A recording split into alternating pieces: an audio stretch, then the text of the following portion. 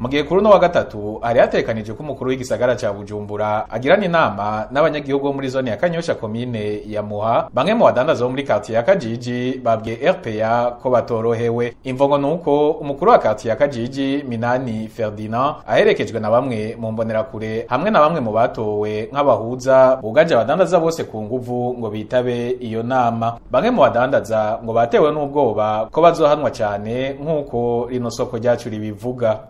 Hazinditswe hugazwa amabotike, amaresitora, ibishefu do karitsiye niwe yasambagutuwe neza kugira abantu bariko baradandaza. Hariho n'abugariwe amabotike amwe yarimwo amagufuri, ayandi ugara ufata imfunguruzo niwe azifise, numva ataziguhaye ntushobora kudandaza.